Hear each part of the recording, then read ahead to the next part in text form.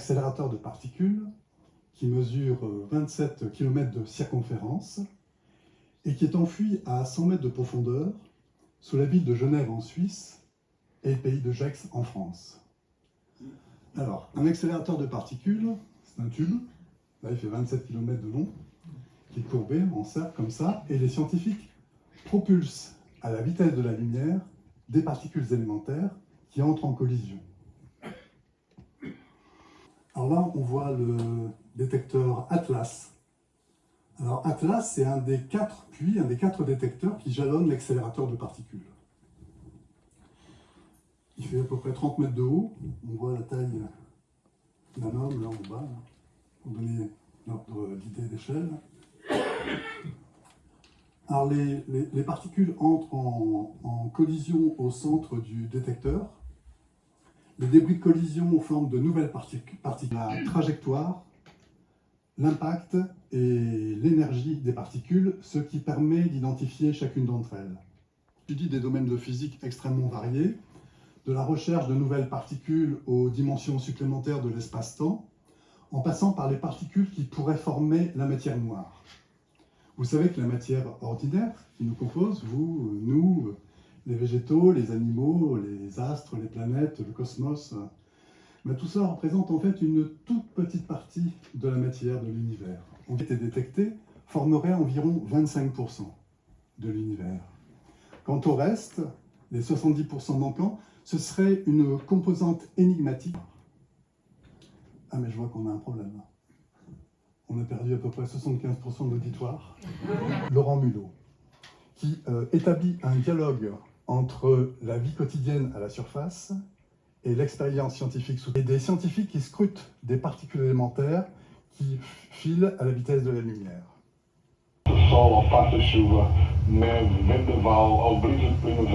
Pour nous, la pluie, c'est pas uniquement des gouttes qui tombent. Leurs cycles n'ont juste rien à voir avec ceux de la nature. Un premier accélérateur qui va le faire monter en énergie. Puis dans un deuxième accélérateur, ici qu'on appelle KS, C'est pas uniquement des gouttes qui tombent. qui va encore le faire monter en énergie. Tu vois, ce sont des paliers successifs. Monter en énergie. Et enfin, C'est pas uniquement des gouttes qui tombent. il entre dans le LHC et là il va être accéléré à l'énergie ultime. Alors bon, notre famille exploite un domaine agricole depuis plus d'un siècle. On part de l'hydrogène, on enlève l'électron, c'est très facile à faire, et il reste que... Les acteurs de cette époque de transition. On s'est rendu compte que l'univers est composé de matière ordinaire en très faible proportion, matière noire, et qu'il y a à peu près 70% d'énergie noire. En proximité immédiate du CERN et de l'expérience Atlas. C'est pourquoi cette matière ordinaire est massive, c'est le boson de Higgs qui serait la clé, mais c'est aussi quelle est la... Quand Laurent m'a demandé de mettre en scène Our Big Dream, de passer de l'abstraction mathématique à la sensibilité, d'un boson de Higgs à un danseur, j'étais ravi. Car c'était l'occasion de se faire rencontrer deux domaines que l'on suppose très différents, l'art et la science. Alors j'ai appris que certaines particules, quand elles rencontrent leurs particules d'antimatière, toutes deux s'annihilent dans un grand dégagement d'énergie. Alors je demanderai à madame de faire attention. Si jamais par hasard un jour vous rencontrez votre double d'antimatière, ne lui serrez pas la main, car vous risquez de dégager dans un grand dégagement d'énergie. Notre monde est né d'une fuite de matière. Et l'antimatière est passée dans une autre dimension, mais ça c'est une autre histoire. Et une performance sous une yourte avec deux danseurs jumeaux, les frères Pietri. En voici un exemple. C'est pour ça, à chaque fois qu'on pense, il y a de nouvelles questions qui sont.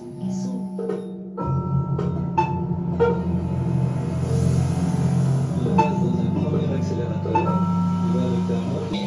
C'est pas uniquement des gouttes qui tombent.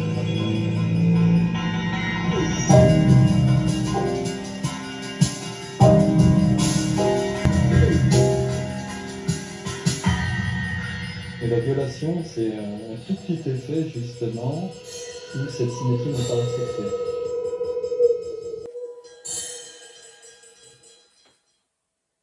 fait, j'ai complètement oublié les présentations. Bonjour. Beaucoup plus petite que l'électron. Capable de traverser en ligne droite la matière à la vitesse de la lumière sans dévier de sa trajectoire.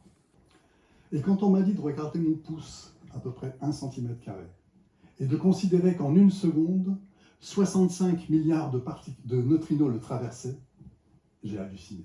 J'ai compris qu'on était tous traversés à chaque seconde par des milliards et des milliards de particules. Lacs, montagnes, champignons, bactéries, j'ai halluciné. De Porquerolles et de Toulon. Je dépose des lignes au fond de la mer. Donc sur ces lignes, il y a des gros yeux. On appelle ça des photomultiplicateurs. Ce sont des appareils photo, des caméras capables de repérer des luminescences très très faibles de particules élémentaires. Donc ils les plongent dans l'eau comme ça. Les lignes sont maintenues à la verticale par des gros flotteurs jaunes et au fond par des blocs de béton. Alors le détecteur fait à peu près 450 mètres de haut et la taille de 4 terrains de football.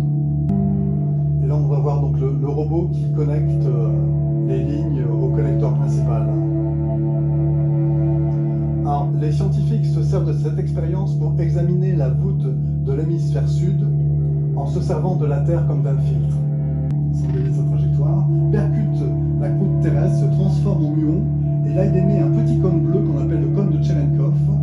Et par un procédé trigonométrique très simple, on arrive à déterminer l'endroit où ce neutrino provient.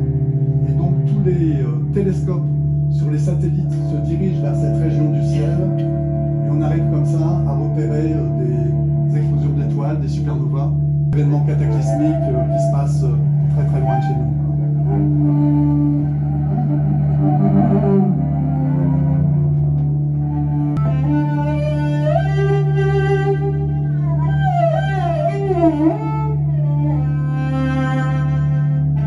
Laurent, ainsi que du spectacle que nous avons conçu ensemble. Laurent a exploré une métaphore. En traversant la Terre à la vitesse de la lumière, sans dévier de sa trajectoire, je vous rappelle, le neutrino relie des êtres humains de part et d'autre de la planète. À partir d'une cartographie des points d'entrée des neutrinos sur Terre, Laurent en a choisi 5, dans l'optique de relier les 5 océans majeurs. Les perceptions de la réalité sont différentes, les représentations des mondes différentes, les cosmogonies, les récits de la création du monde différents. Mais ce qui m'a aussi fasciné, c'est que ce qui réunit les humains au-delà de leurs différences, c'est la relation à l'invisible, mais aussi de l'homme spirituel. C'est cette faculté à saisir ce qui est au-delà de l'image, à rechercher l'invisible derrière le visible.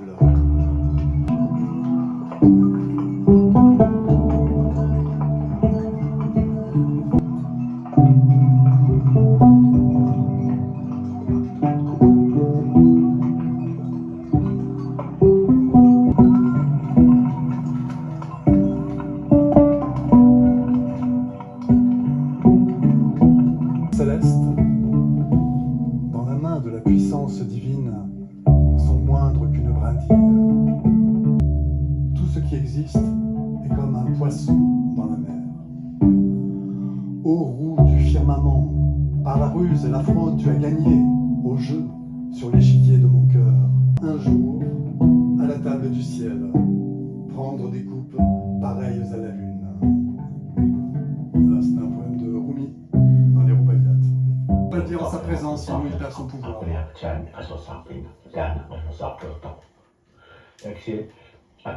Alors si quelqu'un est souffrant chez vous, vous pouvez l'inviter à manger. Il est très très fort.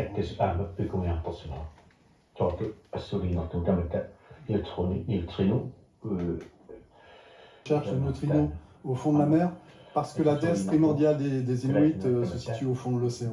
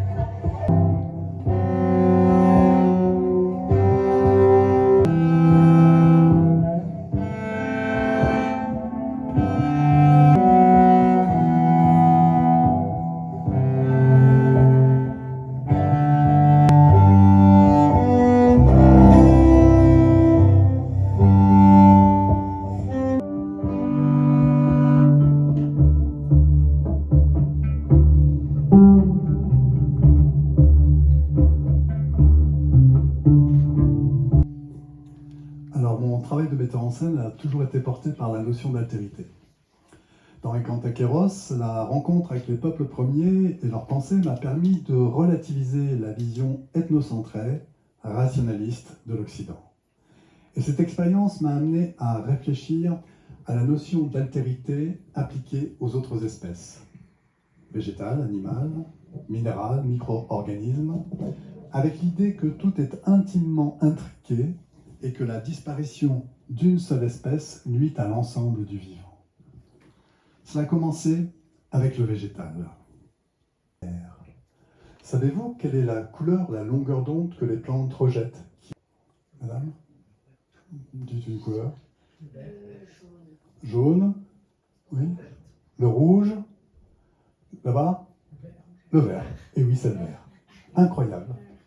Et la couleur que les plantes n'arrivent pas à intégrer, qui ne leur sert pas à la photosynthèse, c'est le vert. On fait de l'espace vert avec de la salade, avec des feuilles de salade. Des feuilles vertes, le plus grand nombre de différentes sortes de feuilles de salade entières, les plus grandes possibles, vertes dans un maximum d'espace. En mettant ces feuilles de salade pour prendre le plus grand espace vert possible, pour faire du vert, pour faire vert. Copain, pardon. Et quand je rentrais, je prenais une claque. J'avais du vert dans mon pantalon. Et ouais, quand on est petit, on fait pas attention, on s'amuse, on se roule dans l'herbe, etc. Alors plus tard, j'ai essayé de faire pousser des plantes dans mon appartement, mais elles mouraient toutes. Alors, un ami m'a dit, mais tu ne dois pas avoir la main verte. Alors j'ai appris, on en parlait hier avec Eric, au Québec on dit, tu n'as pas le pouce vert. Ouais, c'était mignon. Alors l'autre jour, j'ai écouté une histoire qui m'a ému. En Afrique subsaharienne, il y a un acacia qui abrite dans ses épines des fourmis. En échange, les fourmis colonisent l'acacia et écartent les nuisibles. Moi j'aime bien ce genre d'histoire, c'est pas tant.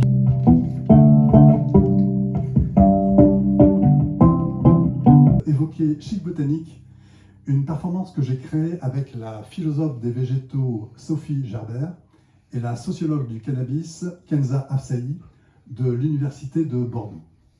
Alors si l'intelligence est un ensemble de processus qui favorisent l'apprentissage et l'adaptation à des situations nouvelles, permettant à l'organisme de survivre et de se reproduire, alors oui, les plantes sont intelligentes. Végétales aux nôtres. Et nous détournent de la nature intrinsèque des plantes.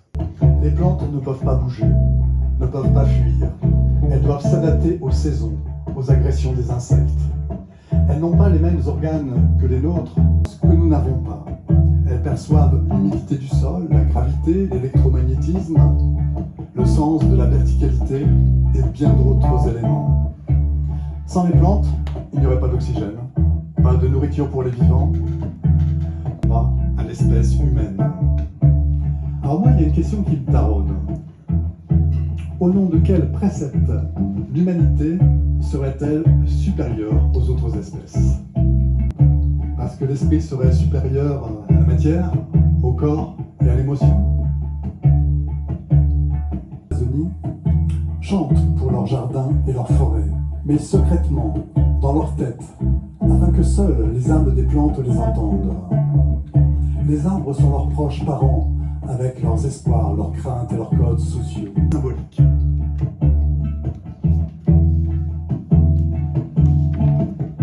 À des végétaux.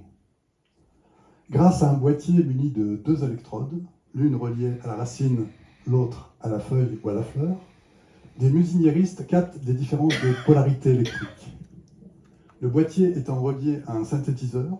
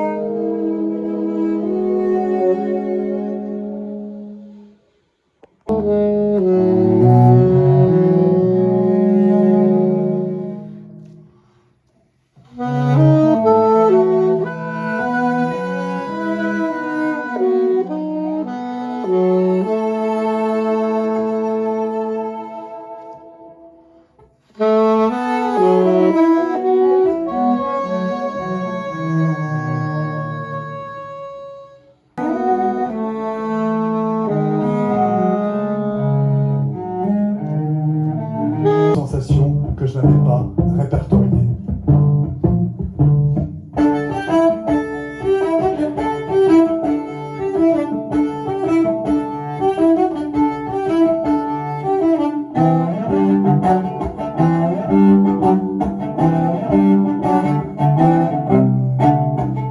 La technologie numérique nous isole et entretient l'idée que l'on peut éviter de se confronter à l'altérité. L'altérité des formes de vie, si multiples, celle de l'étranger, qu'on apprivoise. Technologie de l'hypervitesse, une ère nouvelle s'ouvre, celle de la fusion entre des entités ou des notions qui s'adaptent. On ne peut figer la pensée alors que le monde, lui, se métamorphose. À une époque, sortons des routes balisées, prenons des chemins de traverse. Cela suppose de transformer notre rapport à la connaissance, à sa construction, à sa diffusion, à son partage. Trouver des solutions individuellement, mais surtout collectivement, à la maison, dans les associations, les tiers-lieux, plus respectueux des vivants qui la peuplent. Alors moi, j'imagine des récits qui envisageraient des liens intensifiés avec le vivant, l'artiste, mais aussi du citoyen, et de déployer une écriture qui donne envie non seulement de se bouger, mais qui fasse aussi bruisser le désir des liens dans son tissage. Typhon. Un cheval s'est allongé sous une pluie sans fin. Que sais-tu de cela et de leur communion? De leur persévérance à transpercer la nuit de leurs frêles lampions. Que sais-tu de la joie à mordre à belles dents? Pas les étoiles au-dessus de sa tête, grimpe au sommet et saute en l'air pour les attraper. C'est ainsi qu'il tombe dans le précipice et qu'il meurt.